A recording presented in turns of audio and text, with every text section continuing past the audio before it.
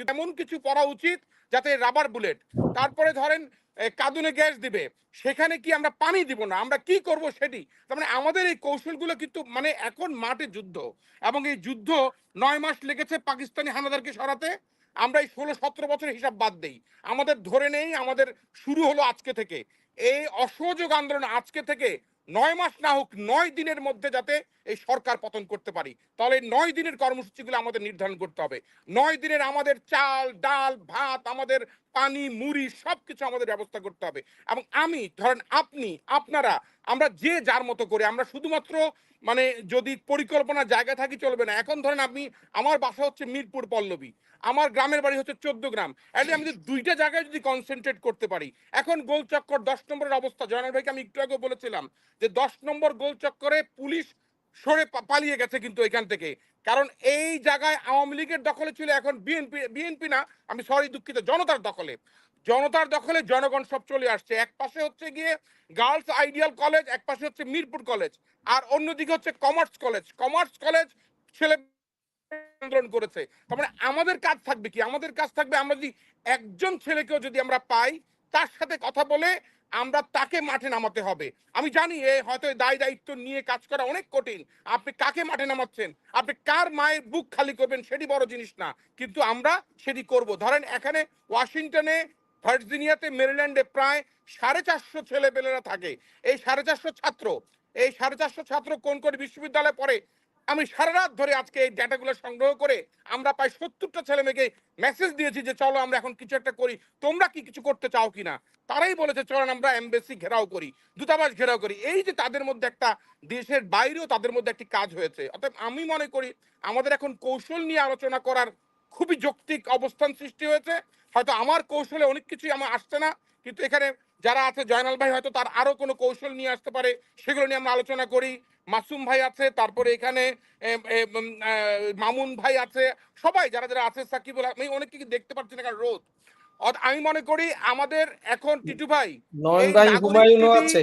নাগরিক টিভি নাগরিক আন্দোলনে রূপান্তরিত করতে যাচ্ছে। ধরে নেন, ধরে নেন নাগরিক টিভি নাগরিক আন্দোলনের দায়িত্ব নিয়েছে। মনে করেন আপনি, আপনি আমরা নিজেরাই এই যে প্ল্যাটফর্মে আমরা ৮-১০ জন মানুষ আছি, আমরা ৮-১০ জন মানুষই চিন্তা করি আমরা এই নাগরিক আন্দোলনের দায়িত্ব নিলাম, এবং আমরা কি করব, কি পাবো, কি হবে সেই চিন্তাটাও বাদ দেই। কে করছে না সেটাও বাদ দেই। বিএনপি কাজ করছে না, জামাত করছে না, করানো যায় কিভাবে সেগুলো নিয়ে আমরা কৌশল নির্ধারণ করি। এবং আমি মনে করি কৌশলের সবচেয়ে বড় জায়গাগুলো হচ্ছে যে বললাম, আমরা টেলিভিশনগুলো, কিছু টেলিভিশন জ্বালিয়ে ফেলতে হবে, থানা ঘেরাও করতে হবে প্রত্যেকটি থানায়। আমি জানি ১০০ জনের বেশি লোক নাই, মানে ফাঁড়ি সহ। অতএব সেখানে প্রত্যেকটি থানায় বসবাস করে ৫ থেকে ৭ লক্ষ মানুষ। ১-১.৫ লক্ষ মানুষ যখন বের হয়ে আসবে, শুধু যদি একটা করে ইট মারে, ইট হাতে নেয়, তাও কিন্তু থানার লোকজন পালিয়ে বেড়াবে। এবং এখানে শুধুমাত্র পুলিশদেরকে একটা কৌশলেও কাজ করতে হবে, কিছু পুলিশদেরকে আমাদেরকে ডিভাইড করে ফেলতে হবে। অনেক পুলিশের সাথে অনেকের যোগাযোগ আছে, আমি জানি আমাদের অনেক লোকের সাথে পুলিশেরও যোগাযোগ আছে।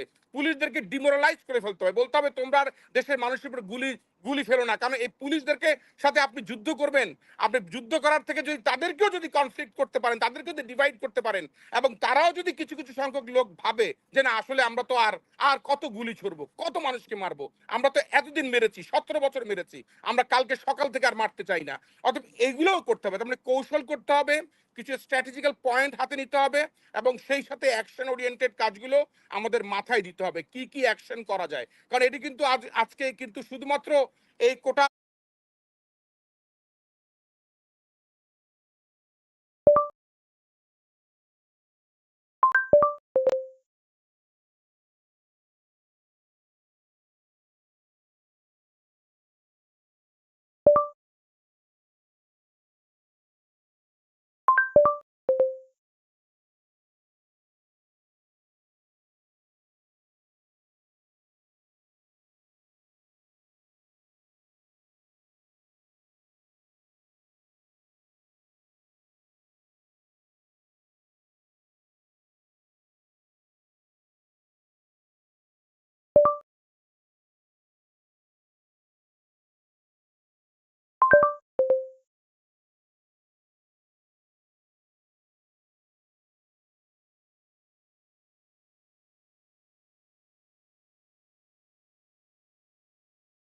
তার মধ্যে সীমাবদ্ধ নাই, কিন্তু পুরো দেশটা এখন রাহুমুক্ত হওয়ার জায়গায় চলে এসেছে। এবং রাহুমুক্ত করার জন্য ছাত্রদেরকে সামনে রেখে, ছাত্রদের সামনে মানে ছাত্রদের নেতৃত্বকে মাথায় নিয়ে, ছাত্রদের নেতৃত্বকে অবরত শিরে স্বীকার করে এই ছাত্রদেরকে আমাদের নেতৃত্বের শীর্ষে রেখে আমরা সবাই যে যার জায়গা থেকে বাংলাদেশ সহ বিশ্বের যে যত 40-42টি দেশে আমাদের জনগণ রয়েছে সবাইকে আমরা কিভাবে এক করতে পারি, একটা সুতায় বাঁধতে পারি, এই বিষয়ে আপনি কন্টিনিউ করেন। আমার মনে হয় আপনারা যেহেতু সাকিব এবং আপনি টিটু ভাই দুইজনই একসাথে না করে আপনি একটার পর একটা চালান, তাহলে দুইজনই নাহলে হয়রান হয়ে যাবেন একসাথে করতে গেলে। আপনি 4 ঘন্টা 3 ঘন্টা চালান, তারপরে সাকিব আল হাসানকে আরো 3-4 ঘন্টা, তারপরে আবার একজনকে, আমার মানে কন্টিনিউ করেন নাগরিক আন্দোলন। এই যাতে 9 দিন নন স্টপ চলে, কেউ দেখলো